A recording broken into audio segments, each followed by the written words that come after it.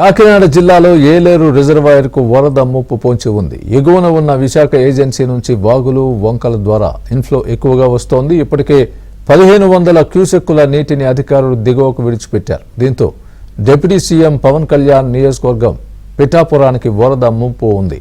దీనిపై జిల్లా కలెక్టర్ ఇతర అధికారులతో పవన్ ఎప్పటికప్పుడు పరిస్థితిని సమీక్షిస్తున్నారు. ముంపు గ్రామాల ప్రజల్ని అప్రమత్తం చేయాలని అధికారుల్ని ఆదేశించారు.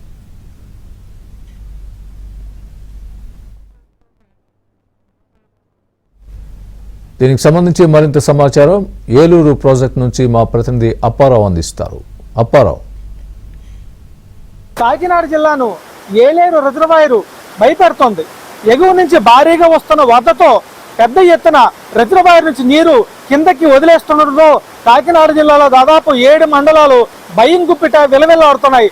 ప్రధానంగా ఏలేరు రిజర్వాయర్కి వస్తున్న భారీ వరదతో ఏదైతే పిఠాపురం నియోజకవర్గం పెద్ద ఎత్తున కాలువల ద్వారా ముంపునకు గురయ్యే ప్రమాదం ఉండడంతో డిప్యూటీ సీఎం పవన్ కళ్యాణ్ తన నియోజకవర్గానికి పొంచి ఉన్న వరద ముప్పు నేపథ్యంలో అధికారులని అప్రమత్తం చేశారు. ప్రస్తుతం మనం చూడొచ్చు, ఏదైతే కాకినాడ జిల్లాలో ఏలేరు రిజర్వాయర్ ఇది ఓ రకంగా ఇక్కడి నుంచే విశాఖ జిల్లాలో స్టీల్ ప్లాంట్ కి ఇక్కడి నుంచే అటు పారిశ్రామిక అవసరాలకు కానీ విశాఖ నగరానికి తాగునీటి అవసరానికి కానీ ఈ రిజర్వాయర్ నుంచి భారీగా నీరు కాలువల ద్వారా వెళ్తుంది. అయితే ప్రస్తుతం ఏదైతే క్యాచ్మెంట్ ఏరియాలో విశాఖ తూర్పు గోదావరి జిల్లా ఏజెన్సీ ప్రాంతాల్లో భారీ ఎత్తున కురుస్తున్న వర్షాలతో ఈ రిజర్వాయర్కి నీరు పెద్ద ఎత్తున పోటెత్తుతుంది.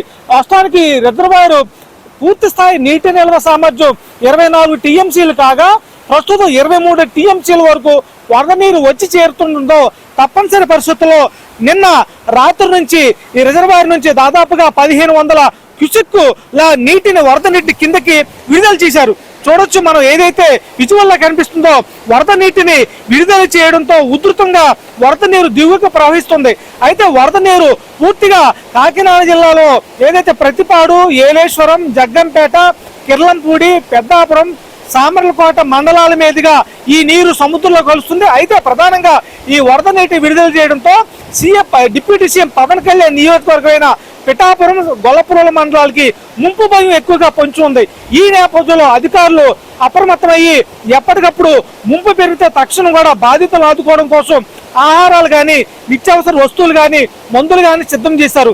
అదేవిధంగా పవన్ కళ్యాణ్ కూడా ఇప్పటికే జిల్లా కలెక్టర్కి ఆదేశాలు జారీ చేయడంతో రెవెన్యూ అధికారులు జిల్లా కలెక్టర్ కలిపి ఇప్పటికే ప్రాజెక్టు వద్ద పరిస్థితిని సమీక్షించి వరద నీటిని ఎప్పటికప్పుడు కిందకి విడుదల చేయాలని ఆదేశాలు జారీ చేశారు. మరో పక్క ప్రాజెక్టుకి ఇన్ఫ్లో ప్రస్తుతం 5000 క్యూసెక్ల వరకు ఉంటుంది.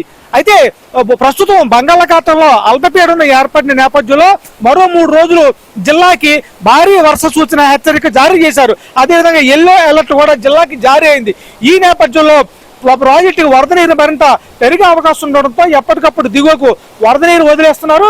దీంతో ప్రస్తుతం కాలువల ద్వారా ముంపు పెరిగే ప్రమాదం ఉండడంతో కలెక్టర్తో పాటు రెవెన్యూ అధికారులందరూ కూడా ఎక్కడికక్కడ ఇసుక బస్తాలతో పాటు ప్రజలను సురక్షిత ప్రాంతాల్లో తరలించేందుకు కోసం ప్రత్యామ్నాయ ఏర్పాట్లు కూడా చేస్తున్నారు. ప్రస్తుతం అయితే ఏలేరుకు వరద ముప్పు పెరుగుతుండడంతో సమీపంలో ఏదైతే ముంపు గ్రామాల ప్రజలు కూడా కొంత ఆందోళన నెలకొంది. ప్రస్తుతం ఇన్ఫ్లో పెరుగుతున్నప్పటికీ కూడా మరోపక్క రాబోయే 3 రోజులు కూడా భారీ వర్షాలు వచ్చే అవకాశం ఉండడంతో క్యాచ్మెంట్ ఏరియాలోకి మరింత వరద పెరుగుతుందని కూడా అధికారులు ఇప్పటికే అంచనా వేశారు.